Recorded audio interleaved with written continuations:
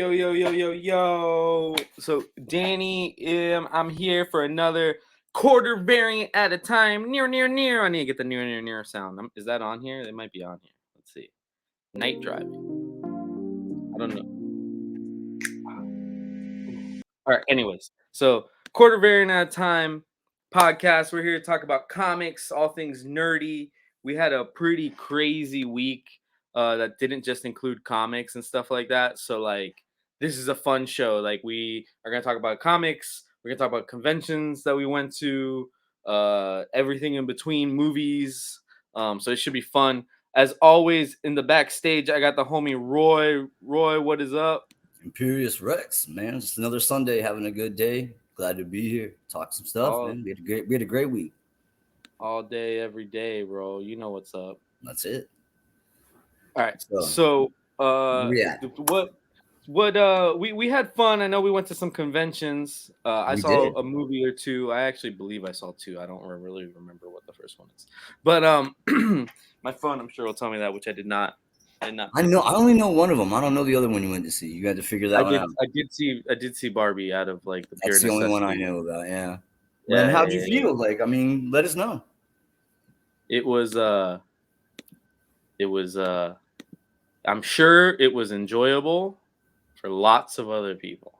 For 51% of the population, I'm sure it was very enjoyable. Sure, that's what I'm saying. Like, you're not really the target demographic, and I don't think I am either. But like, I'm interested to hear your perspective because I know you, and you're not a guy who's like too extreme any one way or the other. No. You know what I mean? So you have a nice middle ground opinion on something that, you know, obviously I would imagine, much like me, you didn't really have a lot of experience with as a kid, other than like you can't get away from it.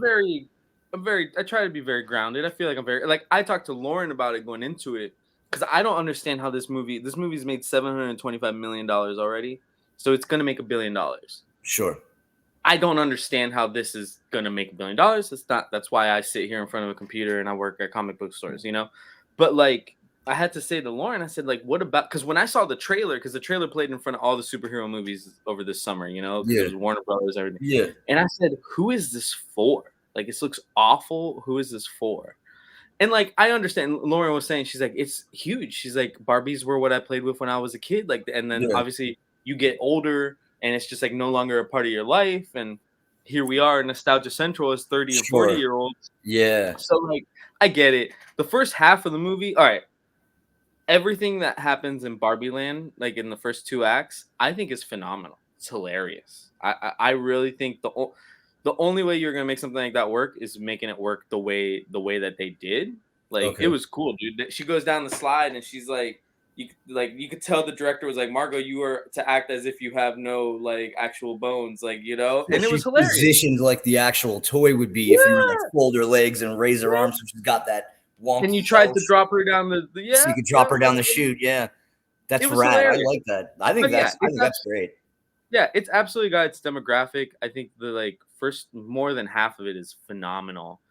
And Ken is hilarious. So like, they try to do this thing where it's like Ken appears to be stupider than the rest of them, but like, if you really look at it, if you really dissect it, they're all equally dumb. Partially not because of like IQ, but because they like lived in Barbie Land their whole lives. So like the real world doesn't make any sense to them. Like Ken thinks patriarchy is about horses, and which is hilarious in the context that he does it. But you know, anyways, it was fun. It was a fun movie. I don't understand, like, with Flash and like Elemental and like all these movies making $200 to $300 million, which to me is no small task. Sure. To then this be making $1 billion, like I think Dungeons and Dragons, which I believed was going to be super popular, made like $500 to $600 million. Like, I just don't see it. I don't understand it. But that's neither here nor there. Well, I mean, but like, you have to remember this thing, like you were saying, Nostalgia Central, and you outgrow it at some point. But this is such a huge cultural phenomenon that it's absolutely inescapable. Like, everyone, like people who went into nuclear fallout shelters in the 50s still know who Barbie is. You know, if they came out today, you know, out of their bunker. Yep. So you can't really, it's ubiquitous. And so like, I can see the appeal. And then not only that, but then it starts to draw lines. And I guess it gets a little divisive, but that just gets people more riled up. And so now, for sure. Like, and and I that, don't think anything was too over the top crazy. I mean, we see movies on like made for TV movies and like TV shows that absolutely go with. Heck, we're comic book people. Comic books have agendas like all the time, sure, and so it's like we're used to it as long as you don't talk down to us. You know what I'm saying? Like you can right. have an agenda, just don't make me feel like an idiot while you tell me it. Yeah, that makes sense. I can respect that for sure. Did you So I figure out saw the that. other movie? It was a movie, all I right. don't even know I'll tell what's you that. out. That's what I know. It wasn't Oppenheimer, which is like I've been Oh wanting yeah, to I see. guess that would be the other one. I wanted to see something huge like explode. Oh, Haunted Mansion. I don't know why I'm out here like What? Haunted Mansion. Yeah, we saw Haunted Mansion early. It was pretty dope. With having Wednesdays like free, not until 9:30, 10 o'clock now. Like we were able to go see it Wednesday for early screening. Um, I thought it was hilarious. What I also thought, actually, I'll share this with you. We're Sure. watching Haunted Mansion. It's this early screening, day before it comes out. And what I thought was hilarious is the movie cuts. The movie stops like halfway, maybe like 2/3, just stops. Like it seems like the whole thing messed up. Back in the day, and I say back in the day, you're more likely to mess with it than me. That would have been like, oh crap, the reel broke, like the reel Yeah, stopped. yeah, Obviously, I immediately know these things are digital now. sure. So It's not a possibility now. Yeah, so I could tell that the guy up there is just like hitting stop, hitting play, like right, like he's just like yeah, hitting two buttons trying to see if it works. So it's starting right back up 2 minutes or like 2 seconds before it cuts and keeps cutting. And I go over to gotcha. Lauren and I'm like, I think this file's screwed up. I'm like, I hope they got more than one file. I'm like, I've done enough digital media that like when Sure. a file is messed up, and that's what it Yeah, seemed like. It seemed like they just didn't upload the rest of the file. yeah. So obviously the Hysterical. legal person comes out, they're like, "Oh, please bear with us. We're trying." Da da da. So obviously now it's like you're still in a dark theater, packed house because it's an early preview of this movie, Haunted Mansion. So some guy turns on his cell phone, turns on the flashlight, and he just starts doing puppet shadow puppet show, bro. Everybody, it was hilarious to me, dude. That's like the one Yeah, thing that I love about the movies is like you go at the right time with the right people. and Like catch a when a new character. movie comes out, like when we saw Flash, like everybody's like minded, and it's like I thought it was funny. The rest of the movie Sure. plays out. I never saw the Eddie Murphy one, but I'm Me either. assuming this is better. Danny DeVito steals the freaking show as soon as he shows up in the movie. Like I'll say That's that. not surprising. But it was good. I mean, you definitely heard like some of the hardcore Disney people trying to clap it up in certain moments. It Sure. didn't do that, but it was a cool movie. So that was the other one I saw, and then hopefully this week I'll see Oppenheimer. We got Blue Beetle coming out in like 3 weeks, which is That's what's up. to me it'll be big. I'm sure nobody else is gonna care, but I'm stoked for to Blue me, Beetle, to be honest with you. yeah. I love that kid in Cobra Kai. I know you haven't seen it, but What's up, like Nicole? it was like a perfect, like you get to like watch him like grow up a little bit because it's been like 5 seasons. They're going into the 6th season, and with all the stalls and because of the pandemic and everything, like this kid has Yep. aged. He's gone through puberty, and you get to kind of watch that in Cobra Kai. And like I think he's a good actor, and because of that, he's obviously got some kind of like enough action background that he's not completely lost. When he stepped into the studio to do that, and I'm super stoked for it. Man, nothing was like you love it because to you it's like you're a Blue Beetle. For me, that was Yeah. one of the changing of the guards that I loved the most. Like I just did not really need Ted Cord. Like when I was growing up, Blue Beetle was not interesting to me because like I already have Batman and I already have like Owlman from Watchmen and I already have all that stuff. Like I don't really, I get it. But then Jaime shows up and you get this radicalized new outfit, make it more modern, give him a little more representation, and then man, did it stick, bro? Here we are all this time later, and like Jaime is Blue Beetle, you know what I mean? So I'm He really is stoked for that one. Plus, I don't like read the comics, so they can't really blow that too much for me. It's one of the things I enjoy about watching DC movies more than Marvel movies. It's like can't ruin it as much. I don't know the property as well. That's true. I was just gonna say Nicole just said it.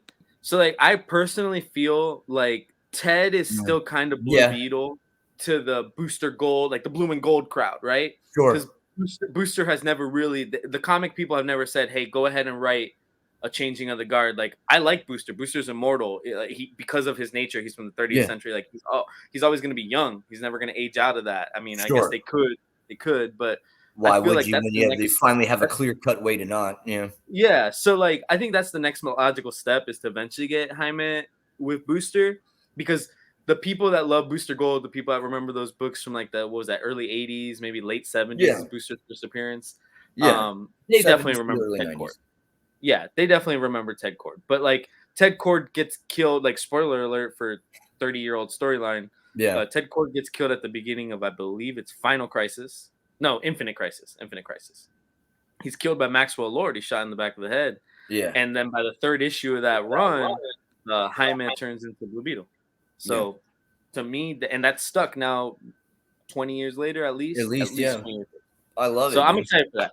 We stayed on topic one. We stayed on the A block from my old news days way too long. My bad. What we did this week, what me and Roy for sure did, like in one occasion same car and the other occasion separate cars. So first on Friday we went to Tampa Bay Comic Convention. I had a blast. Like I was there for specific reasons. Those specific reasons probably ate 4 hours out of like the 6 we were there, like somewhere in that ballpark. But I still had a great time. First thing I did do was text Nick right afterwards, and I said, "How the heck do you do this?" Often. It was exhausting. But it was wild.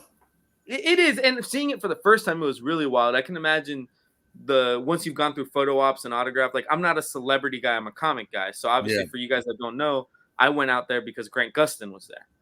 Grant Gustin was only there one day, worked to my benefit because Friday was the best day for me to go anyways. But Grant Gustin was only there one day. For those of you that don't know, he's the Flash or was the Flash. He's a Flash, bro. Yeah. He still always has a claim to that title, like no matter where they go with it. So yeah, right. It's kind of like Keaton and Batman. Like he's always it's always there, man. It's always gonna be somebody's that version, you know. So I have the digital somewhere, but I don't really want to have to like shit. So I met Grant Gustin. Roy, it seemed way longer. I think when we looked at the clock, it was like hour and a half we waited, like something like that. But like it's the reason why we went, like, you know what I mean? So that's the point. Dude, I was so like I'm sitting there, dude. I'm not gonna lie. I spent half of that time. Once we got in that last line, I'm like, all right, am I gonna ask him? Am I just gonna like hug him?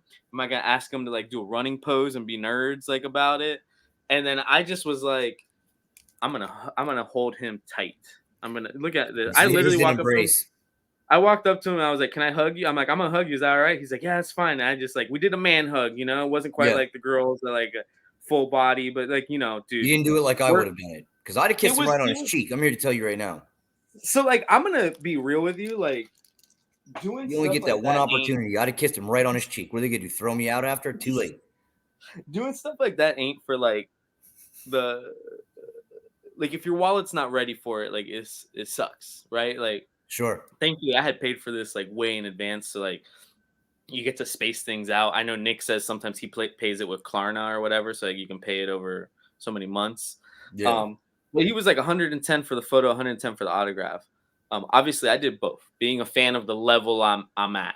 Now, I do want to real quickly tell people, and you got to be in both lines with me. Yeah. If you're only getting to do one, I'm going to straight up tell you how, like where your pros and cons are. Yeah.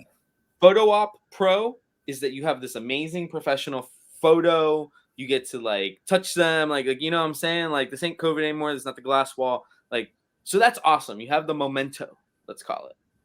But like it is like a car wash. Like Grant was super nice. He had a smile on his face, but it is like a car wash. Lady takes your ticket. You go to the celebrity. You like speak for like 1 second. It's definitely not the amount of time you get in the autograph. Yeah. You take your picture. People thank you. You're on your way. When like you do the autograph, plates, boom, done. Yep, boom, yep, done. Yep. Boom, done. So when you do the autograph, that one's definitely a little more personal, at least in the morning. Or in the earlier sessions, let's call it. Because what I heard was in the later sessions he was behind, they had to car wash that. But you were able to take, like 20 pictures. You could have taken probably like a minute-long video, if not more. Yeah, I could have. It's just weird I don't have to do that. Yeah, I thought that was weird. Can't take a video, but take every picture you want. It's like, all right, I guess. Bro, he told me that because, I was excited because I didn't think I was going to be able to take any of those photos.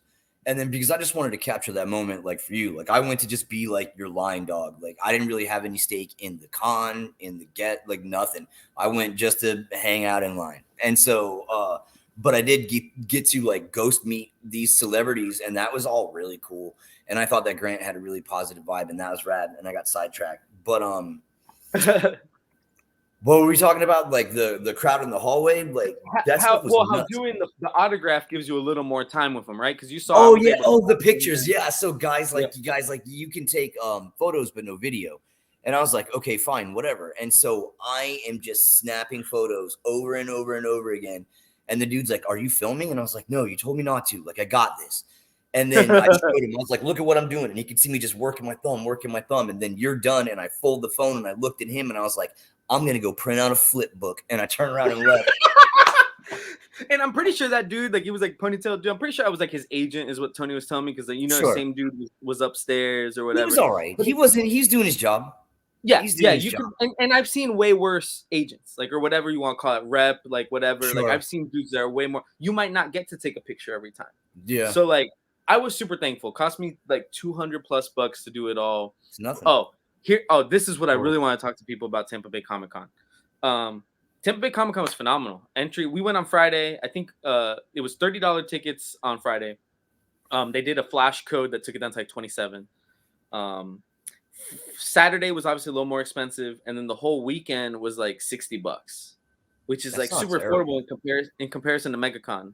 Now, obviously, they had like the celebrities of the level of MegaCon, but they didn't have the comic creators at all on the level of MegaCon, like way not at all. But what I wanted to point out to people was I still thought it was a great con, absolutely like worth the price of admission.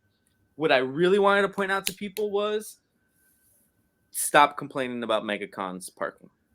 You guys don't know how good we got it. My boy didn't know about Tampa like that. Yeah, I've never had it as good as you had it. Never. And I've been like, I don't know how many times, but I've never. I'm so happy. Dude, I will never complain about paying $30 to park right behind the convention center ever again. So Tampa Bay Convention Center is where Tampa Comic Con is. It's in downtown Tampa. A lot of parking garages, a lot of flat lots around there. So we parked in a flat lot that was like right across, right? Like it was the equivalent of being at the convention center parking for $30. Right. It cost $50 plus a $1 service fee. So $20 more than what we paid at MegaCon. B, there is no parking attendant at this lot. They literally have you pay through an app. So that means that's fine. That's convenient. You're on your way. What I'm saying is there's no order to how people are parking in the thing. So people are parking like sideways. People are taking up 2 spots. It is awful. Tony from Agents of Slab told me he got into park for only 20, but he had to park 5 blocks away. So it's like, this upcoming MegaCon, as long as they keep that $30 for the Ford, like I'm doing 120 and I'm out cheers, because like it was convenient. Like $50 was a lot. $50 was a lot to park. I felt like it was a lot. It was more than the ticket. It was, yeah, true. It was expensive, but you were like super close. Like I said, like there's been so many times that I've gone there and we had to walk for like a million miles, and it's always like, and we also got a pretty decent break on the weather too. Like, I mean, nothing to really write home about, but it definitely could have easily been like 7 degrees worse on us. It could have been hotter, or it could have rained, like either or. So like being in Florida, that would have been the worst. Yeah. And then WK is saying that a lot of times those people are actually hired by the con and they're assigned the handler of celebrity. So yeah, it seemed like something like that, because this guy clearly at that point had a repertoire. He was going everywhere Grant was going. So like, but I had a good time, man. And it seemed like there was other celebrities there. There was Danielle Panabaker and Carlos Valdez were there from Flash. They had steady lines, none of them as popular as Grant. No. The voice of Master Chief was there. There was a lot of voice actors, voice of Master Chief, Naruto, like stuff like that. The Hobbits were there. The Hobbitses were there. P, what's up, man? Hey, I was wondering. But yeah, the Hobbitses were there, and they were cool. I didn't get to see what their line was like for autographs, but like I think they were the ones on the opposite end. Had to have been, because I didn't even see their sign. Right. There was, I think, one other heavily famous person there. Oh, Corey. Well, I wouldn't call him heavily famous.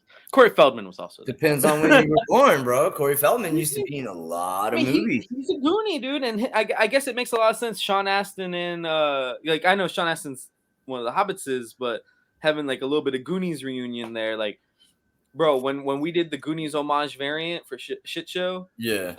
I started going into Goonies Facebook pages to try to share it out, bro. That fandom is one that It's they ain't live. had a sequel, they ain't had nothing in 30, 40 Right. years, and they're still going hardcore.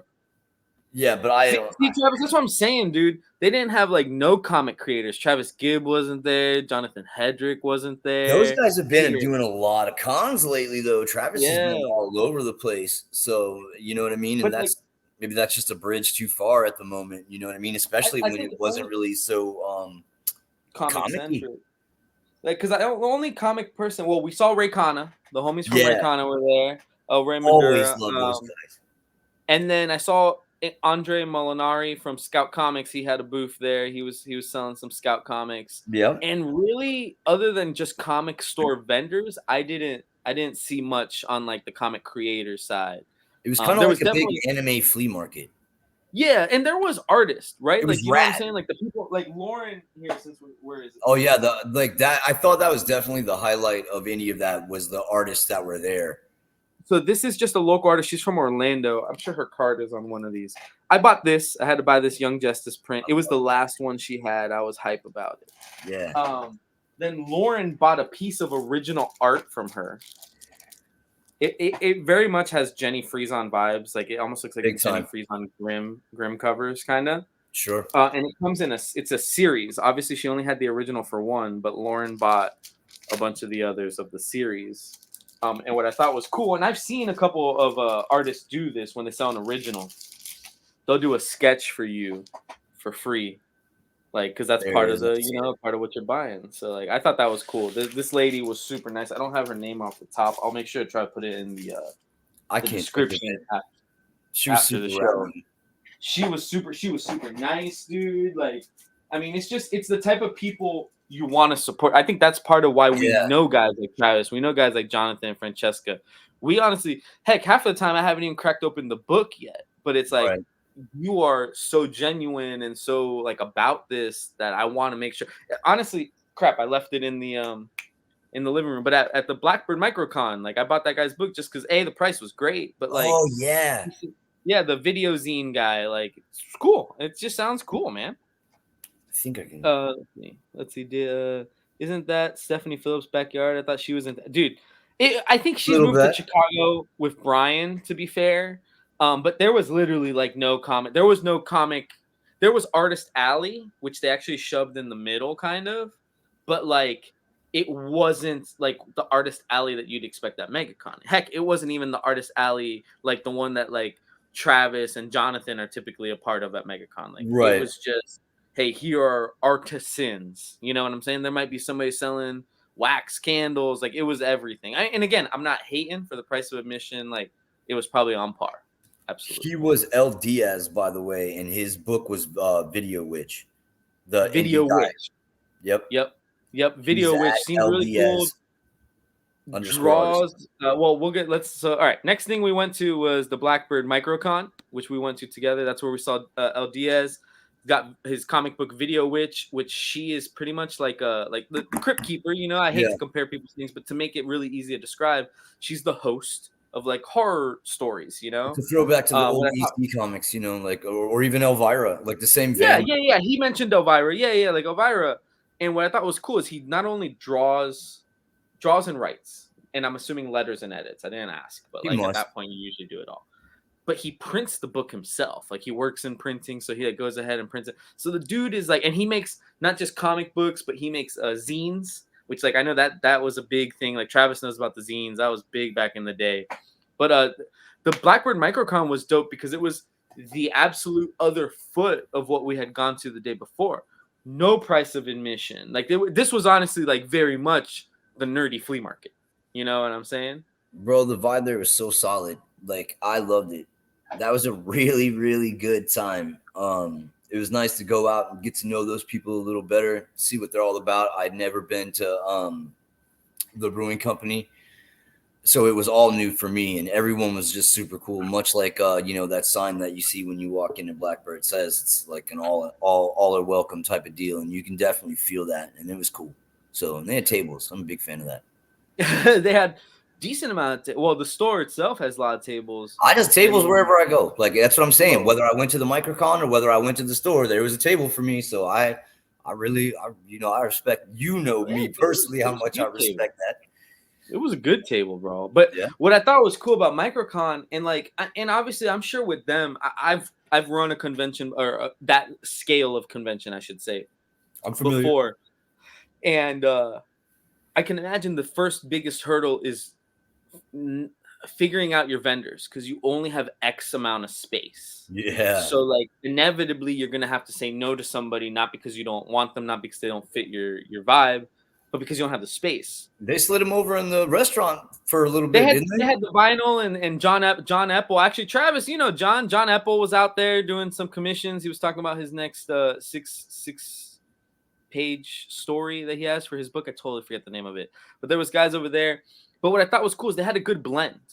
Like it Yeah, would have been really easy to just sell 10 tables to 10 comic vendors and just have 10 tables of short boxes, you know what I'm yeah, saying? But for like sure. they did a great job. I think there was only like 3 people that like had like that you would say were a comic vendor. There was Johnny with Splatterweb. Yep. He's got his phenomenal setup. Yeah, There Johnny's was the always got other good guy stuff. there was the guy in the corner who had a good setup. I know all the homies like Paul 50 and everybody were out there looking at stuff. And then there was one more group over there. They had like Christmas in July Comics, I think was their name. Gotcha.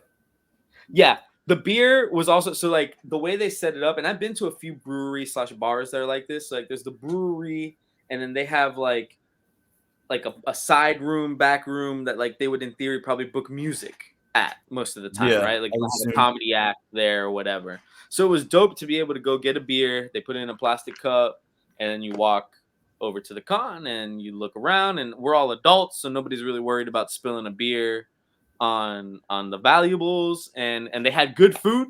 I got the Cuban melt. Lauren got an Italian sandwich. It was phenomenal. It's 1010 Brewing.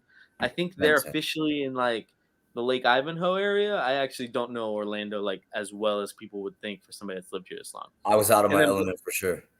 but like super kudos to David and Candace because For like sure. I know the stress that goes into that. They probably have a little bit added factor in the sense that they are guests at 1010 as well. You know what I'm saying? Like so Sure. you know you want to wipe your feet. Like you just you know that you have different expectations. So shout out to them. One thing, David's in there. This is my favorite local artist, hands down. The guy is good. Thanks for coming out, you two. Great to see it. Thanks, David. I was actually just saying, like, and I told David this as soon as I got there. Again, having run shows like this, um, how many people you have there in your first hour is really like big in a way. Because like Sure. when you set up a 6 hour long event, it's really easy for people to be like, okay, cool. So we're gonna go take the kids to volleyball, like that. We'll be there at like 2. We'll be there Right. at 3. We'll be there at 4.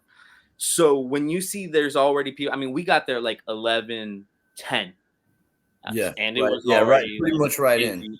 busy in there. So I can't imagine what it was like right at 11. So you guys did a phenomenal job, David and Candace, and the vendors were awesome. 1010, like I'd never been to 1010. I will No. absolutely be back, whether it's for another microcon or just like to Hardworking chill. fellas in there.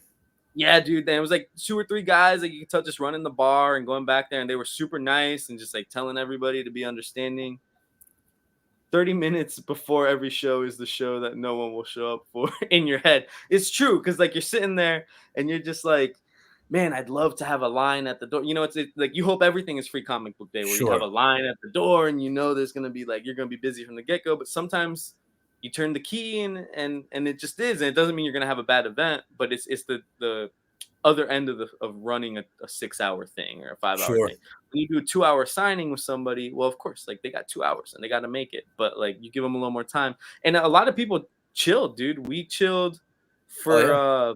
we were there for probably 3 hours. We For saw for some other having people. for having a handful of kids, we were there for a minute. Yeah. Yeah.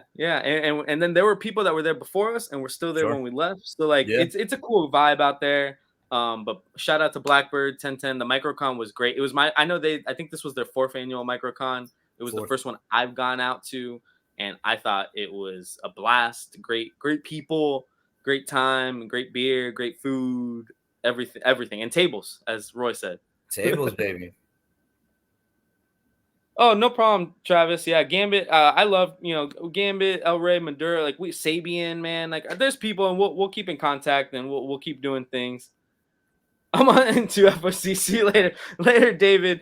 David's got to do the FOC for Blackbird. It's funny because that's not the next segment coming up. It'll be the segment after that.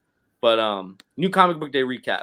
With the busy week we had, me and Roy didn't get to read as many comics as we'd like. We definitely still pick them up. We definitely don't Oh not yeah, pick them up. got a stack. Roy, you got to read a little bit more, or you got to read some stuff that's different than what I typically read because I pretty much stick to and actually, since David's mentioning it, before I even get there, guys, remember FOC is always it's your final order cutoff for comic books. It is always going to be due for every company besides DC on Monday, or at least for the comic book stores. Every comic book store will be different. They might want your stuff in Saturday, who knows? But every books besides DC are due every Monday, and DC is due Sunday. I actually found that interesting because Previews World does not tell you that.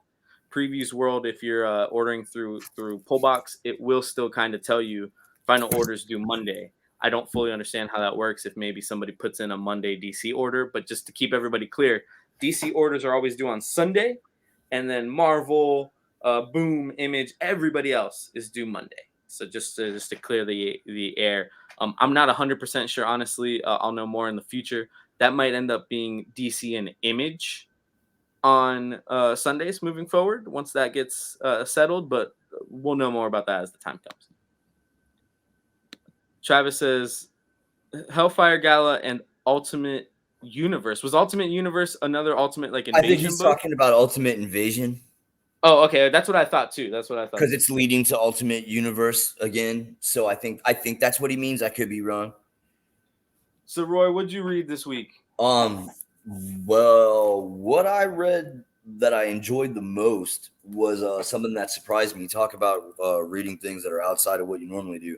I picked up Batman Beyond Neo Gothic #1. Honestly, because of the E.G. Curry cardstock cover. I was, and we talked about this because we were literally at the store together when we got I bought this one, you bought that one, and it's like I didn't know which way to go. I went with A, you went with E.G. Curry. E.G. Curry is awesome. He works with I had to. New York guys. It's technically like a loose continuation of the Neo year Batman Beyond that came out last year, but obviously it didn't feel like you needed to have super been invested in that, right? Like you didn't feel lost at all. No, not really. But I mean, it's also it's nothing you're not unfamiliar with. I mean, especially I'm assuming if you're reading Batman Beyond, you have some kind of past with the cartoon. You know what I mean? Yeah. I don't know about Terry. Yeah, exactly. I mean, don't get me wrong. I hope it's bringing in a bajillion new readers a day, but I imagine that you've seen the cartoon. So, I mean, when you have a grasp of that, you know what I mean? It kind of fills in. I didn't know exactly who, the detective was, but you don't really need to. And over the course of the next few issues, all that gray area will kind of lift up anyways. What blew me away about this is I had no idea what to expect as far as these sequentials on the inside. Mm-hmm. Bro, I was not ready. I had no idea. It's Max Dunbar. I can tell you that. I had no idea who this gentleman was. Yep.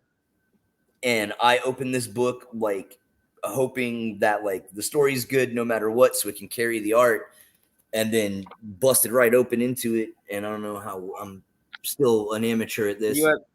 You got Gotham deep. Awesome. I wanted a Batman. Yeah. That splash page, dude. That's not easy to draw. It's not easy to make. First of all, you got to have a level of self-confidence to even say I'm going to knock out a splash page that big because there's reason. There's a reason. I loved it. I thought the writing in this book was really good. Terry has the phone call with his mom, and it's very distant, and they're very separated by the trauma and the events, and and at the end, he just kind of hangs up the phone, and you can see it mirrored where it says disconnected, and you get that it's meant to imply more than just that the call is over. But I thought, sounds like a dummy saying it out loud, but you know what I mean. When I read it, I was like, this is really well written, in that term. So I'm really glad that I picked that up. That was a win for me. That was one I had on my my list for a while. I was super happy with that finally coming out because literally when Batman Beyond Neo year ended last year, well, it might have been beginning of this year, whenever the last, what we'd call Volume 1 ended. Sure. I remember being like a little disappointed, but then the very last page says to be continued summer 2023. I'm It's like, coming. Dope. Yeah, I'll have to stumble back and pick that up. That's like one of those things where, like, I don't know how my head was so far up a Hellfire Gala last year or something that, like, I missed that, or I chose all of that over that and like Static. And then they launched like season 2, and I was like, bro, what have I done? And so I like started collecting that season 2 so I wouldn't miss it. And then I had to wait for you guys to, for the trade to come out. So I picked up that trade and was like nose into that. So I yeah. Because I remember because the Akira Static. Yeah, You were like, oh, Grant what? Like, I'm like, dude, this is already towards the end of the run, bro. Yeah, I know, but I was like I said, I was late to the game, and I didn't know where my priorities were because I was just getting back in the door of a comic book shop after 15 years. So I made a few stumbles, but fortunately the trades. Oh, Night Terrors McGee, go ahead. I am still Night Terrorsing it up, but like, dude, like I'm not even like I've been pleasantly happy with everything I've gotten. Good. It's kind of nice because I don't have to buy every Night Terrors book. Well, Right. I'm not buying every Night Terrors book. But even ones that I'm vaguely interested in, I don't sometimes have to buy because Lauren collects Poison Ivy, Sure. Harley Quinn. Yeah. So like I can read those with like on the back end. Right. So the new stuff this week, obviously Night Terrors 2 comes out, so there's more Deadman finally. Because he's only in this because he's doing his own adventure. Then there's Dan Waters, the homie from the UK, doing Detective Comics. And honestly, him and Ram V are studio mates. So like I'm sure he absolutely talked to Ram and was like, all right, what's going on in your book? But what's cool about this one is it's just Jim Gordon. It's like if Jim Gordon's Nightmare, he like wants to be a superhero like Batman's so bad. So he gets this like suit thing, but obviously it ends up corrupting him and everything. So, yeah, dude, that's Jim. Cool. That's Jim in like some sort of. But I think it's cool. Nightmare. Dan Waters is great at doing things like that. I actually think on this FOC, or it might have been last FOC, one of his books called The Picture of Everything Else is on FOC. That book is very interesting in the sense that the first 2 issues came out like a year and a half ago. And then Dan was telling me something came up with, some personal issues with the artist and things like that. So like they obviously, you give those people time. This is not Hollywood. You don't say, I don't care what's going on with your family. Like, so he gave that guy time. The continuation of that is just now coming out, but it is a crazy horror book featuring oh my god, what is it? The painting that ages so that the guy never ages? I forget what that's. Dorian Gray. Is literally the story of the picture of Dorian Gray, and that's what his book is. He's great with that horror, make you think type of horror, not necessarily body horror like Saw, Yeah, on a completely related note, now that you brought up Dorian Gray, if you like that League of Extraordinary Gentlemen movie, I have an issue with you personally. I've heard that nobody likes that movie. Sean Connery. I heard Sean Connery quit. They all hated it. No, bro, I got thrown out of. I got thrown out of League of Extraordinary Gentlemen supergroup number 99 on Facebook or something like that because someone was like, "Oh, this movie's like the great." I ended up blocked by like 15 people. I'm like, you gotta be out of your mind right now. Out of all the comic book movies that make me mad, bro, that is one of the most egregious. Zoinks. And I've never bothered to watch it because and again, it's one of those scenarios where the last time you ever bring up Dorian Gray to me. Yeah, you just don't bother. Go on. Night Terrors Titans is written by Andrew Constant, who Andrew Constant wrote the Titans. God, not Night Terrors. What was the event they had like a year and a half ago? Future State. He wrote Titans Future State. So like he's got some experience with the character. And then Tinny Howard is writing the Harley Quinn one. Lauren, of course, picked up Jenny Frieson cover. So that is the Night Terrors that I had to read this week. Roy, did you get this? Yeah. So I Lauren, sure did. Of course, in her infinite Harley or Poison Ivy loving wisdom, did go ahead and buy 2 covers of this week's Poison Ivy Uncovered. Is that Lyric on the other one? What's the other one? Dan Mora. Oh, it's Dan Mora. Oh, actually pretty clean, but like you can't. Who did the foil? Is that Ichikuri? Foil. That's what I was talking about last week. Open order foil. I'm on it, bro. Yep. I'm gonna So, catch but it this like is a play. just a book. This is just a book of Poison Ivy covers, and I it's know. not. I got it for my kid. My kid It's reads the not book. perforated. It's not. My thing is, if it was perforated, and you could just like put that on my Bro, all you wall, got to like. do is know homie at Kinko's, and you can get a poster made out of whatever you want. You I bet you I know a guy that can put it on a T-shirt for you. know what, Dan? Like, you're not wrong. Like, Alan Moore is hard to adapt, but like, Yes. Well, that's why he doesn't want you to do it. I feel like Swamp Thing, and granted, Swamp Thing's not Alan Moore created, but it's the Alan Moore stuff is some of the Seminole. better Yeah. stuff. I mean, I don't know how many people got a chance to watch the HBO Max Swamp Thing show that was only one season, but I thought that was actually phenomenal, and I thought it very much leaned on Alan Moore's version and definitely not anybody Well, yeah. before or after. Like, of course.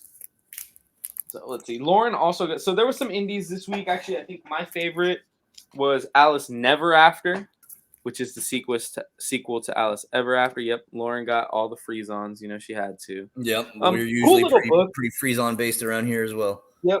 Dan Panosian. It's always been. It's cool. Last one I think was 4 or 5 issues. This will absolutely be 4 or 5 issues. But I love the idea of Alice having to return to Neverland as an adult.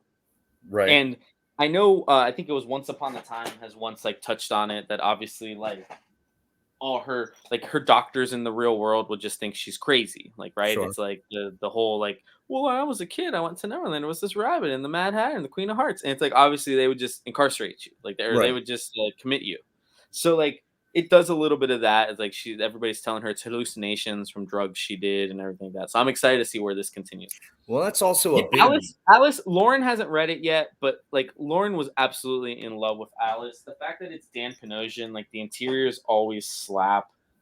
Like it's very clean, very fairy tale with dark backgrounds. The colorist does a great job of conveying. Who's coloring this? Panosian's writing and illustrated.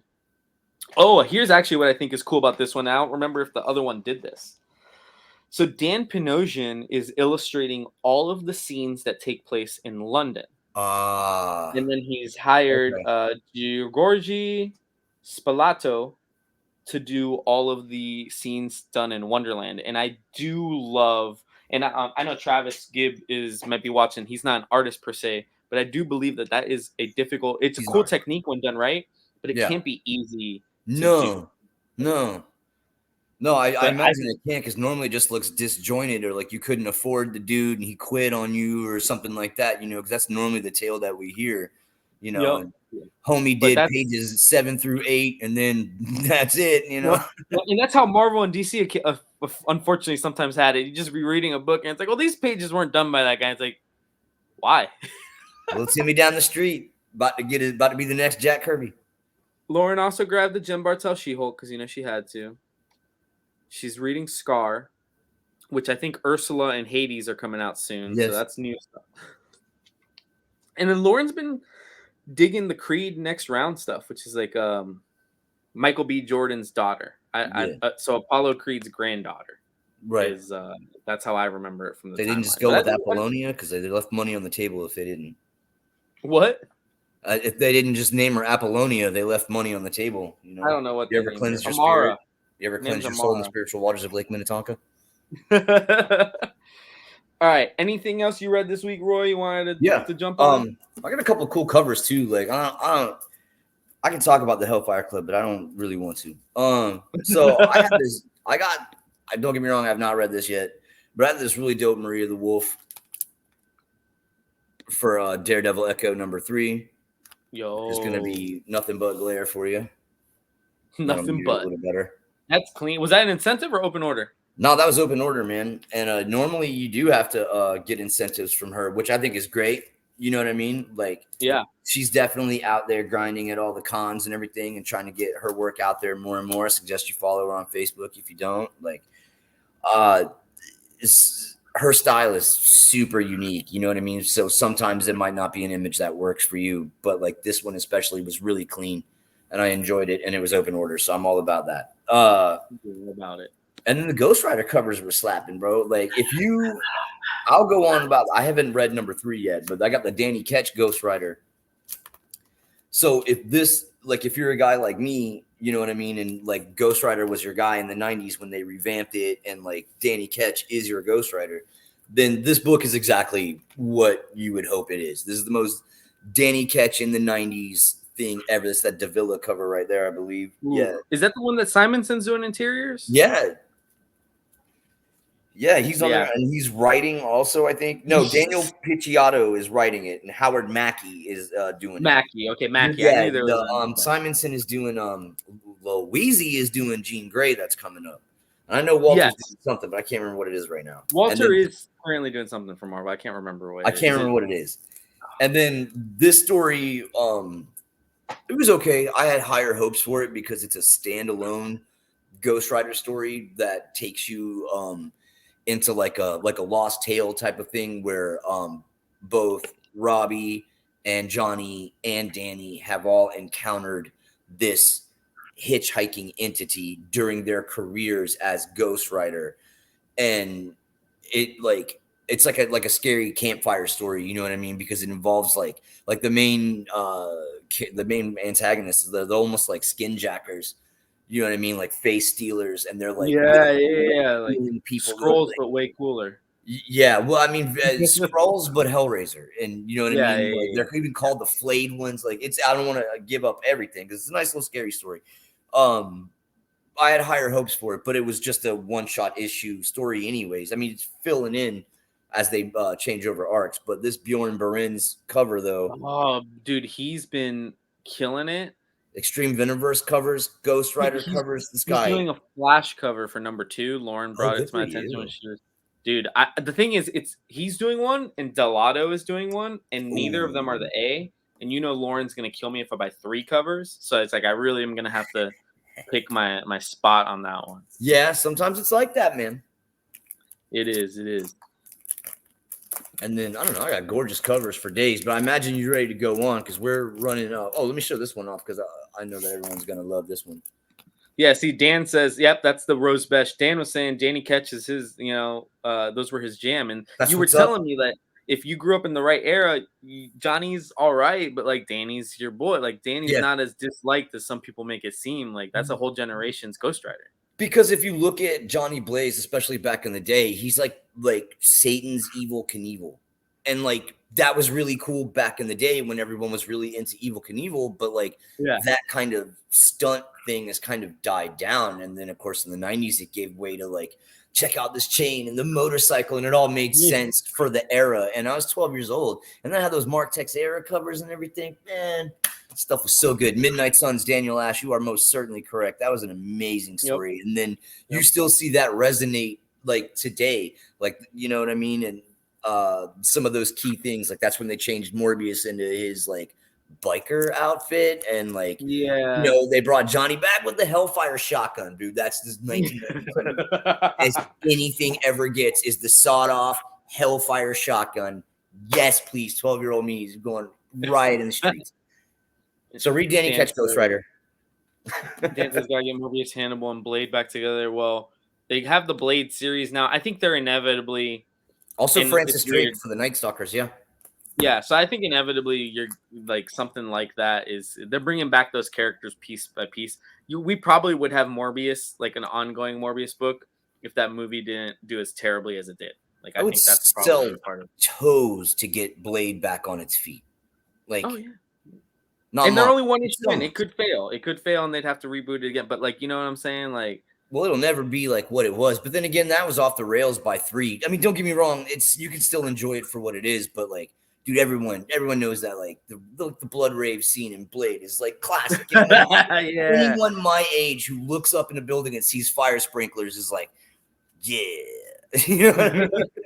It's funny because Blade's one of those movies I feel like as much as people like semi dislike the third one, Trinity, like they're all pretty solid. Just none of them are as good as the first. Like, you know what I'm saying? It's that situation. It's the Back to the Future situation. Like 3's not bad. It's just not one. Right, that's fair. Well, it just like went off the rails with the lore. They're like, oh, by the way, like this guy that you thought was like the most ancient evil guy, he got nothing on this guy who's literally made out of sand. So like, good luck with that. Like we got Ryan Reynolds. Blade should be okay. Yeah. Ryan Reynolds was very, he was the good-looking guy in that movie. But I think Blade doesn't have villains. He was Hannibal King, I believe. He was Hannibal King, wasn't he? And it was which is not a great take on Hannibal King. I think he was Hannibal. He's because had Hannibal to King's supposed to unfortunately. be a vampire or half. I Yeah, can't remember. I think he's supposed to be Danny knows. half, but like he definitely acts like a normal person in that whole movie. He just Yeah. acts like Ryan Reynolds. He's Van Wilder Yes. hunting vampires in that movie. Yes. Vamp Vamp Wilder. Wilder. All right, so that's All right. this week's new comic book day. I think I might once I start working, I might reformat it that we actually talk about the new comic book day of the future. I find it kind of weird to talk about it after the books that come out, but we'll figure it out. It's all this show too. So now we're gonna go to FOC. We're gonna do this one a little differently rather than show like every single thing. Oh, Battle Chasers. You've already submitted your FOC, correct, Roy? Of course, sir. I am the FOC king. So so as I scroll through, if like there's something that you like think like you would FOC, like obviously I'm gonna point out this art journal. Yeah. Battle Chasers 12 has 60 million covers. Order but all 60 million covers because after this, like it's gonna be another 20 years before you get a Battle Chasers comic book. Well, what I find interesting. No, is right you have after an this art drops, journal? he's gonna get a job with video games, and he's just gonna go right back to like he did you last time. He's gonna be like, "Thanks for all the dough, suckers," and I'm out. Battle Chasers 2 for Xbox One. Yep. There's also a Chew cover, which I think is interesting.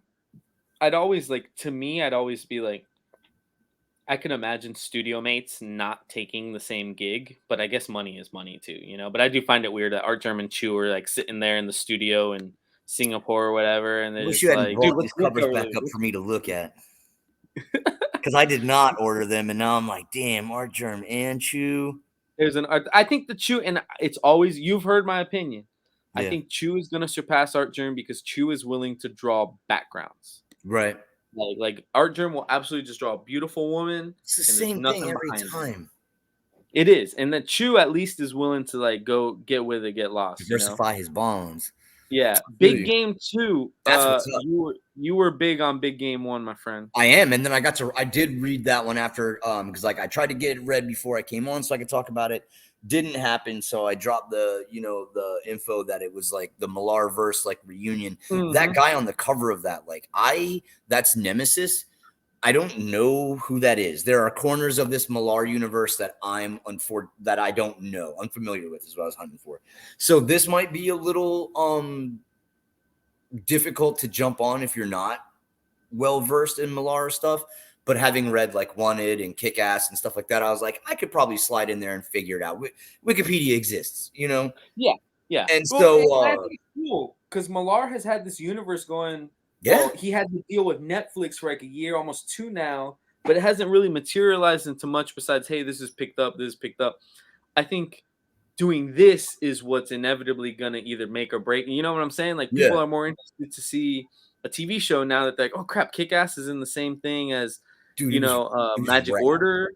Yeah. So I think it's going to be good. Really good. Like I was stoked when I read it. Like, I don't know like how much is like too much on the spoilers for that, but it was rad, dude. Like it starts off with just like the part that involves Kick-Ass is amazing because I don't know if this was revealed somewhere along the line, but as he became Kick-Ass, he is kind of like the rebirth of the Marvel Age of Heroes because in the Wanted universe, the villains eradicated all the superhumans in one night. And they absolutely use technology to convince you that the world is different from what it is. Like I said, if you've only seen that movie, Wanted, you know nothing about that comic, and you're doing yourself a great disservice. So, so the villains squashed all that in like the 70s or something, and now you've been living in their world where they run everything. And that's why, like Wesley and the fraternity, that's why they're allowed to get away with everything, is because the villains won, and they're the henchmen of the villains. So, but when Kick-Ass became a hero, it's in that same connected universe, and that brought on, like I said, like the dawn of the Marvel Age of Heroes. So since then, you've had these other superheroes showed up. Like he's got like the ambassadors, which is kind of, it seems to me like an authority type thing, but more like across nations. It's supposed to be, because Ambassadors came out this year while I was at the shop. I remember seeing the covers, but I did not. And I believe the whole thing is like each country is, for lack of a better term, assigning an ambassador, a superhero. So like each country has a Superman or a Invincible. You know what I'm saying? It's for the Valiant heads out there, it's very reminiscent of Hardcore, where Okay. you can download different superhero powers. Like that's what it seemed to be to me. I don't know if that's everybody or just the guy I saw. The guy I saw was Pakistan, and their names Yeah. are just their country. And so I saw Pakistan, and he was able to download a variety of superhuman abilities to do what he had to do. So I'm wondering if it's on that vein. But it just like phenomenal. And then so it's Wesley from Wanted, but now he's all grown up and he's been king of the world for whoever knows how long. And he's like, bro, the soups are back, and we gotta wipe these people out like before it becomes a problem. And so it just sets the stage for all that. Now I'm just over the moon. Obviously, I really enjoyed it. Yep, and it looks like that second issue is gonna have some bloodshed. I'm gonna skip down with some image. It's a lot of Sorry. stuff that's been going and going. The Schlub #1. I want to say they were sending out advanced previews to this right before I stopped working, so I don't know much about it other than it's Ryan Stegman's big like writing thing. So Ryan Stegman is writing some cool stuff. He's obviously been known to be Donny Cates' like artist on a lot of things, Venom and stuff like that. He does some sick covers, but he's writing the Schlub, and he does do the cover for B cover. The main interior artist on this is Mike Spicer, who I believe I've heard from stuff before. Does it tell me what this is? Vanish writer and artist Ryan Stegman is working alongside Superboy writer Kenny Porter and teams up with Beef Bros artist Tyrell Cannon. Beef Bros, I believe, is a very big Kickstarter like phenomenon in a way. That's what's up. So yeah, don't miss out on that. I'm sure stores aren't going to go crazy heavy. So Probably get your not. FOC in. We're gonna sleep on that one for sure. Boom is got Alice Never After #1 second printing. Obviously did If well. that's your alley. This past week, and neither of us did it because we're 12 issues too late. But Berserker Poetry of Madness #1. This is like a spin-off of Berserker. If I'm remembering correctly, they're going to start doing a couple of these spin-offs, and each one will be the Berserker character in a different era. Doing Berserker 2, The Quest for More Money. Yeah. Yep. Then we have Creed #3, which Lauren has been reading. There's always some cool covers. There's always like an homage cover. Lauren typically does the A by Manahani, but there are always some cool like, homage covers. Magic Planeswalker, because Magic is obviously the best thing in the world. I order so many Mananini covers that my autocorrect always tries to change anytime I write man to Mananini. Dude, yeah, they have beautiful art. Beautiful art. So Mighty Morphin Power Rangers is at 111 with some dope covers. There's Bjorn. Oh, sick. Dude, not only is it like, and I know it's hard to see because I don't have it like fully like big, but like look up this cover. It's Mighty Morphin Power Rangers 111 B cover by Bjorn Barnes. I'm not looking it up. I'm going to order it. Not only is it like she's zombified or whatever, but what I love is he actually contorted the arms. Like her arm is not, it's twisted the way you're not like, you know what I'm saying? Like it is very creepy. It is very, very creepy. It is awesome. There is also a Green Ranger helmet cover and an FOC reveal at the school. Then there is Mighty Morphin Power Rangers 30th anniversary special. Your A cover is Dan Mora, and Dan Mora typically is like the one I would say, well, you got to go with Dan. Sure. Ryan Gonzalez is doing an open order of this. It is a $9.99 book, but at least it's not a 1 in 10 or 125. I think it's awesome. It says Angel Grove Dream Team, and it has all of them drawn by her like in a yearbook style. If you like Power Rangers at all, you might want to go with the Ryan Gonzalez. Somehow I did see that cover and thought about it, but I didn't see the Bjorn. And like I said, bro, I'm so on my way right now. Yeah. The 30th anniversary also has a facsimile of the Mighty Morphin Power Rangers 1 and a photo cover from the original team with the White Ranger. There's a blank cover, and there is going to be a foil that is $11.99. So it is open order, but a couple more bucksies. Dark Horse Comics does not have books this week, which is interesting. Oh, man. DC issue 2 of Batman Beyond Neo Gothic is out there. A cover by Dunbar, B cover by Christian Ward, and then you have a 125. Inhyuk Lee working on a City Boy cover. FOC your books. I can't with City Boy. I'll just have Jack Hawksmore. Well, who was the guy that had City Boy's powers before? Jack Hawksmore. There you go. Like that's authority stuff. Like, and Lord Grantham pointed that out. He was like, bro, that's Yeah, like it's Jack I had a Hawkson. lot of people point that out to me. To be fair, And that's great. Like I said, I'll just have Jack Hawksmore. Like, I mean, no offense, and like, bro, you know that I like do all those covers and I'm all about that stuff. But like, I just like I don't need another like I speak to the city guy. Like, it's pretty niche, and it's kind of just a rip off. Like you're just a geomancer, but for concrete. So it's not even that yeah, original to begin with. And like you already have Jack Hawksmore who killed it doing that, and I don't. I would rather see him do something that doesn't look like a ripoff. You know what I mean? Like, dude, look at Joe not working over at Tampa Comic Con. He's just like, yo, and it's like I know that you are running yo, around.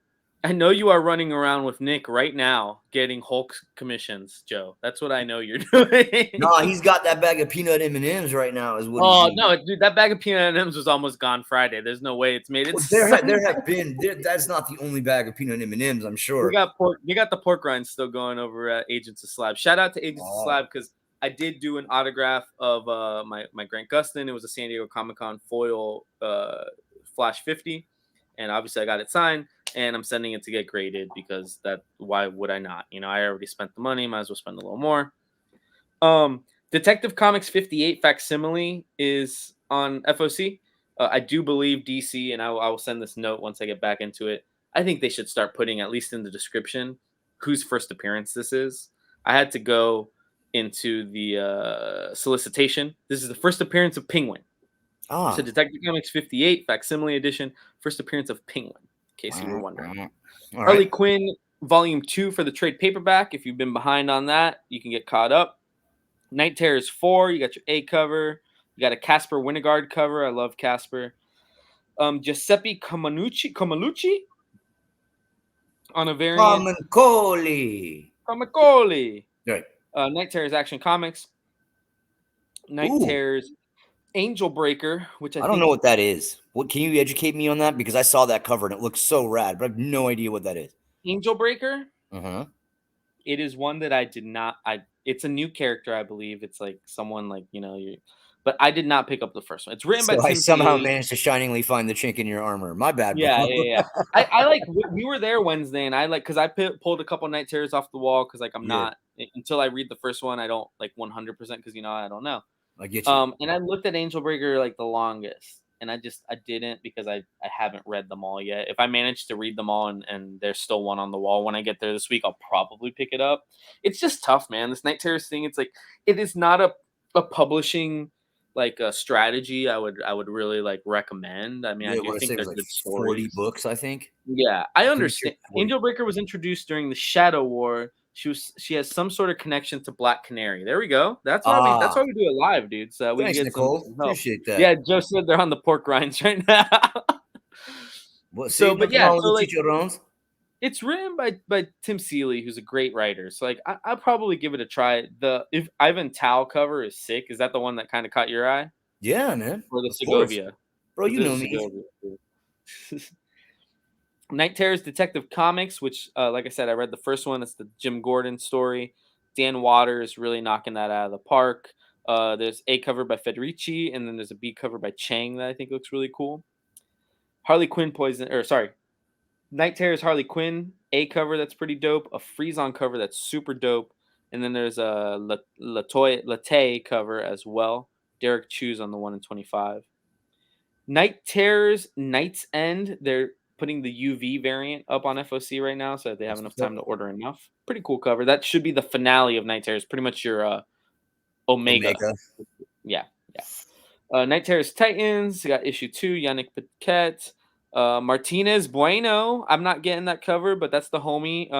Scott's Collectibles and Nice House on the Lake. Alvaro Martinez Bueno. Super nice guy. Christian Ward. Now, last week we talked about how Penguin Zero was reprinting stuff. That was to prepare you guys for Penguin #1, written by Tom King. It's a Donna DC book, miniseries. There's an A cover. There's a Brian Boland B cover. There's a Nathan Sursdy C cover, which is pretty sick. Yeah. David Marquez cover featuring Renee Montoya. Then the finale of Riddler Year 1. We don't really need to go over that. Second to last A issue of long Unstoppable Doom time Patrol. coming. Shout out to the homie Alan Qua. Marvel Comics, Amazing Spider-Man, the second print of 31. I think I don't know what happens in 31. It's a special wedding of the year. Who cares? Anyways, there's a scan cover and there's a Ramos cover, and this book is $9.99. Yeah. So if this is important to you, make sure, because this is a second print, or actually no, sorry, yeah, it is a second print. Yeah. Most stores are not going to be ordering high on this. They're especially not going to be ordering high on 2 covers. So the Ramos cover is really cool. It has that David Nakayama magazine style, it looks like a GQ. And then your scan cover is an homage to Amazing Spider-Man 300. Get your requests in for that. There's no way they're going to get that. Any store is going to get that perfect unless you do that. Blade number 1 is onto a second printing. That is great. Blade number 2 comes out on the same day, which is cool. So if you're behind, this is your chance. There's an A cover, and the B cover is by your boy Bill Sienkiewicz. I love it, bro. Code of Carnage Misery just has 1 cover. They're kind of on their way out. That looks like one of the homies, though. Oh, it's Scan. It looked a little bit like Ijikori. Danny Ketch Ghost Rider 4 hitting you with only 1 cover. Yeah. Daredevil 1, which is written by Ahmed. Saladin Ahmed, former writer of Miles Morales. There's an A cover. There's an Ejikuri Virgin. Oh, that's the 1 in 100. Don't pretend I didn't say that to you. There's another one. Oh, there's a Frank Miller 1 in 100. Oh, there's like a non-virgin. Okay, because I ordered it. This sucks. Aaron Cooter did not get his art in time, so there is going to be that. There is going to be a Daredevil Alex Lozano foil variant. That one is going to be net pricing, so that will likely end up being about a $14.99 book. Talk to your local comic store to make sure you get an answer for that. There's a blank cover. There is your Ijikuri. There is your Frank Miller. There's a bullseye variant that is not done. Dude, that's way better than some of his other stuff he's doing. I don't mean the artist. I mean the just that they're taking Zdarsky off the book. And like I said, last week we were talking about it. I feel like it's been like a real bang up year. So for street level heroes with Jed McKay on Moon Knight and Zdarsky on Daredevil, and those characters have had an appeal that I haven't seen in at least for me in quite some time. And of course, as soon as I show up, it's time to scratch it all and bring in the guy who got a Miles Morales book canceled. I don't know how you manage that, but whatever. I'm bitter. So I'm gonna skip down to Fallen Friend has a second print. That exists. Incredible Hulk 3, Philip Kennedy Johnson. I have not had a chance to read the first one. I think the second one is literally going to come out this upcoming week, so I will try to jump on that once I get into Blackbird this week. There is a Frank Miller cover that I don't think looks awful. There's the Stormbreakers cover, and that is it, actually. I'm surprised only 3 covers for Incredible Hulk. Yeah. There are 2 Marvel Comics short boxes. You can order these through Pullbox. Just make sure you let your comic book store know you only want 1 because these are in bundles of 5. Yeah, that's why I just skipped that. I figured they'll just be there. Yeah. And it's definitely something you can kind of just, because FOC isn't as huge on something like this. So let's say you walk into your comic store this Wednesday and you're like, hey, I saw on FOC there was some of these Spider-Boy boxes. Are you guys getting them? Can you all hold me 1? And I'm sure every store is going to say that's no problem at all. We definitely ordered 1 or 2 bundles, which equals 5 or 10, and it's going to be no issue. Right. Moon Knight Annual. So there's A cover, a Cress Lee variant, second printing for City of the Dead, which I heard was really good. Yeah. This is Roy's favorite book, I know for sure. Miss Marvel New Mutant #1. See how painful it is to FOC this stuff, dog? And I got the art germ cover, of course. Of course you got the art germ. Of course I did. Bro, I'm still the biggest hypocrite in the world. Don't ever listen to anything I say. Enjoy your There's Marvel a John movies. Tyler Christopher action figure variant as well. There's a Woman of Marvel variant. There's a Lucas Wernick homage variant. I love Wernick. There's a lot of homages on this. So just find the homage you like and do the dang thing. Oh, yeah. Spider-Man. Oh, did you do the Jean Jang? Yes, I did. Spider-Man? So Spider-Man India's got an A cover and a Jean Jang. Yeah. You don't have to worry about not getting the book in your box now, too, right? Well, I know, right? Well, I still have the I really like the Diwali covers. You know what I mean? I was surprised that they didn't keep that because this is obviously only a 4-issue series, so I'm surprised they couldn't get the artist for 2 more. But I thought anyways, they were gonna do that too, but I was like, well, if you're gonna let me down, you can let me down with John Jang open order yeah, any day, all sweetheart. day. Yeah. So, Bounty Hunters, Star Wars. You have a Alex Maleev Jango Fett variant. That's cool. Again, this is issue 37 of a book, guys. So your local comic store is probably not like stocking the shelves, especially Yeah. on variants. So this is your chance. There's also a Clone Wars variant. I know Nick is all about that. They're still doing some of the Return of Jedi variants. I know he's finishing that up. Yeah. Then there's this variant of this guy that I do not know who he is. Mandalorian season 2, issue 3. You got a concept variant. You got an A cover. You got a David Balderon variant. Ultimate Invasion 3 out of 4. 5.99 book. You have an A cover. You got Akuna. Then you got Wolverine 36. That A cover is pretty dope. But my homie George Perez did a variant as well. The Lino U variant is sick. Which one did you get for Wolverine, dude? I went with the U for this one. I That's what I think. figured.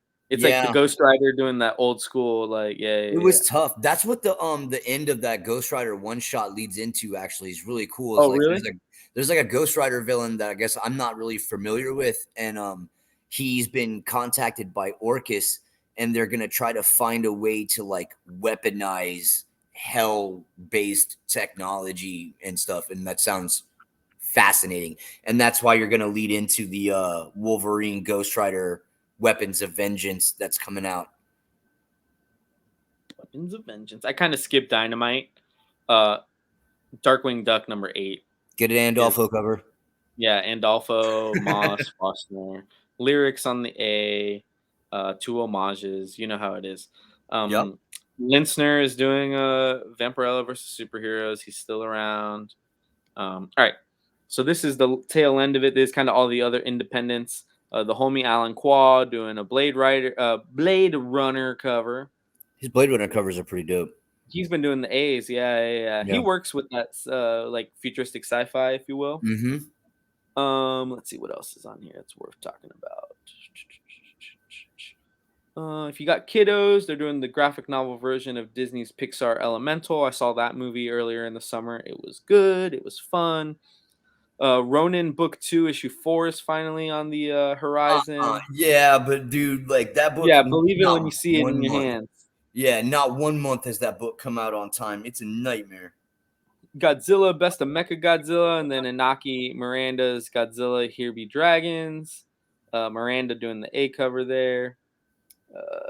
Last Barbarians, Murder by Mail, My Little Pony. Plot holes. So that was on last week's FOC, and Whatnot Yeah. Publishing tried to make it seem like, oh, orders were so big, we're giving you a second chance to FOC. I'm like, no. And then they said, we're also pushing back the release date by a week. I'm like, yeah. So what you did was you pushed back the whole thing. Yeah, the whole thing. You Like, didn't don't do play me like anything here. you Just did. push back the whole thing. All right. Yeah, just call it what it So is, man. there's your A cover by Sean. It's written by Sean Murphy. A cover by Murphy. Then you got Panosian, Dan Panosian.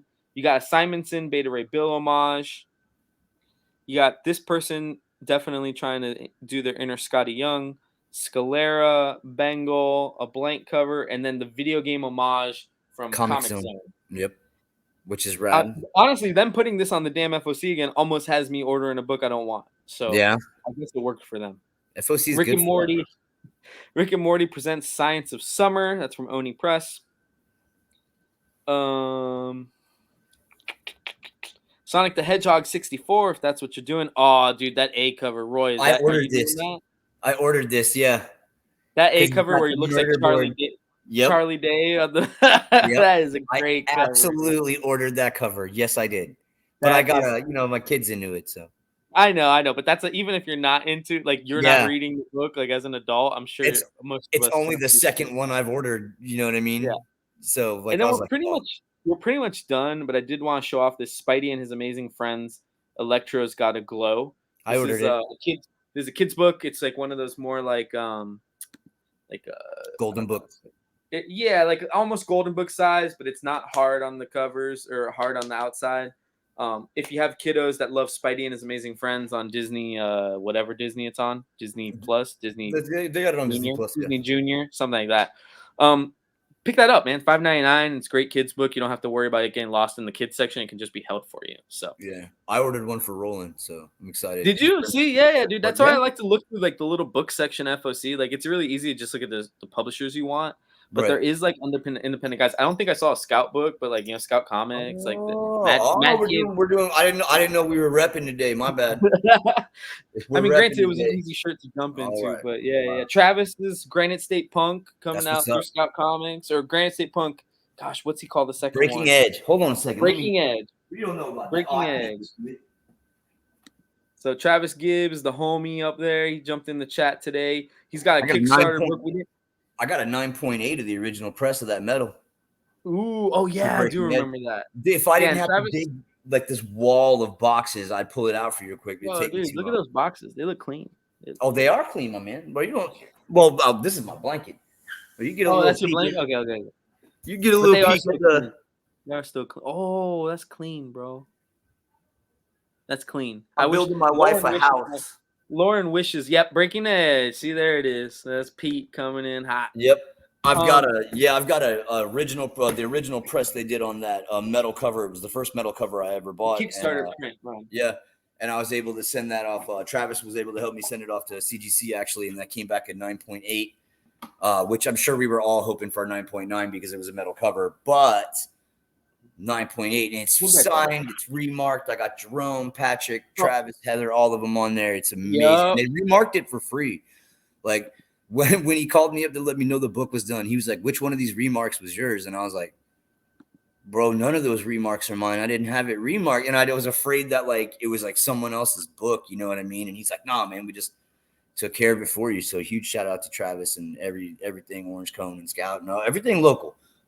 Local. Real quick. What do you got? Let me see. So Dave Craig from Blackbird, he's obviously doing FOC. He might have had the show on in the background. Here, let me open this. I don't want to.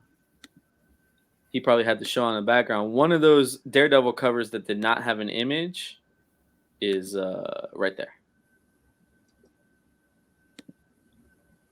So that I believe was the Collins or Cologne, that first one that didn't have an image. Yeah. So yeah. Obviously Dave is doing his FOC through Penguin Random House, and hopefully they have at least updated. It could be that Diamond. It's the weekend. They haven't gone ahead and uploaded. Right. It. He's got the top level clearance. Yep. We'll get there.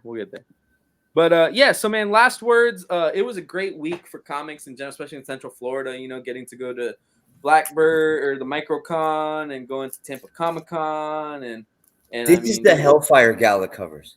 That is just Hellfire Gala covers? Yep. There you go. Does that include last year's? No. Oh. This is this year's Hellfire Gala. Well, plus 4 covers of the actual Hellfire Gala itself. Yeah. Yeah, and there's plenty more to come. We'll probably see some of them next New Comic Book Day, right, Roy? This upcoming Wednesday. Oh, yeah. Dude, we're going to be out and about. You're going to see us. We'll be here. So, yeah, man, thank you guys for joining us. Any last words, Roy? Nah, man, be excellent to each other. Party on. Agreed. I just want to remind everybody one thing. Thank you for joining us for our second episode of Quarter Variant at a Time. If you're on Facebook, make sure you hit like and subscribe. If you're on YouTube, like and subscribe. If you're on Facebook, a lot of you have already hit us with likes. You've been viewing, you've been commenting. Just keep doing what you're doing. You guys are awesome. We will be back at it next Sunday. For now, 1 o'clock. So we'll announce it ahead of time. I'm here. Keep a lookout on my social media. We'll go ahead and put the video itself on YouTube and Twitch. Well, Twitch doesn't allow that. So YouTube probably. Wednesday, I will be announcing my decision, my recruitment, my commitment, whatever you want to call it. That will be coming on Tuesday, bright and early, probably before I go meet up with you to pick up my comics. So that'll probably hit the social media channels by like 10 a.m. I'm excited about that. Been editing a video. It's gonna look yeah, cool. You might be able to find us on Wednesday if you want to come and say what's up, say hi to me, say hi to Danny, and we're around somewhere. You'll find us. Yeah. We got a cool. There's a cool crew over at Blackbird that likes to hang out like after 10, and it's like it's cool. It's unlike anything I've ever seen in a retail store, right? Like you could totally see it at like a GameStop for midnight release or something like that. Like, I don't know, I'm but barely even in definitely, the door there yet, and it feels like home. You know what I mean? yeah, I It's a great definitely, place. it's unlike anything Great else. So tables. again, shout out to David and Candace Craig. They do phenomenal work over there. The MicroCon was awesome. I really hope this becomes like a semi-annual or maybe even quarterly event, because you don't need to give me a reason to go down there and Yeah. spend some money I and buy lift some beer. boxes too, so if you need help, like I've Yeah, moved yeah, boxes all yeah, day. yeah, Nothing makes me happier than just moving old musty ass comic boxes. Bring me down. yeah. Good. So, all right, Roy, me and All you right. will see each other again on Wednesday. We'll see the Yes, sir. people on Sunday. If you get a chance, come out to Blackbird Wednesday. Probably from like 10 to 11, 11:30. We'll be out there drinking Easy. coffee. Well, Roy will be drinking coffee. I'll be drinking the green energy drink that comes with Lifesaver gummies on it. I'm gonna mess with that eventually. I just that 1982 is where my heart and soul lies. So. I think you'd like it. It's like an energy drink. I'm sure you can Yeah. ask for it without ice or something, like make it more like up your alley. Right. That's what's up. But all right. Thanks, Roy. Appreciate you Yes, coming sir. on the show again. Appreciate you Always. riding to all the conventions. We had a lot of fun. Shout out Yeah. to Joe, Nicole, Dan, Pete, Travis. I think Daryl was watching. David was watching. Nice. But yeah, shout out to everybody, man. We love having the interaction, people helping us out. We could easily not do this live and just upload it, and it would make our lives, I don't know if it'd actually be easier or not, but it's more fun with the comments. It Yeah. absolutely is more fun with the It's all comments. about the people, man. So take it easy, y'all. Thank you for joining us. Like, subscribe, follow. We will eventually have a Facebook page up, but right now we're going through my Facebook. Makes it easier for everybody. And take it easy, and if you can't, take it again.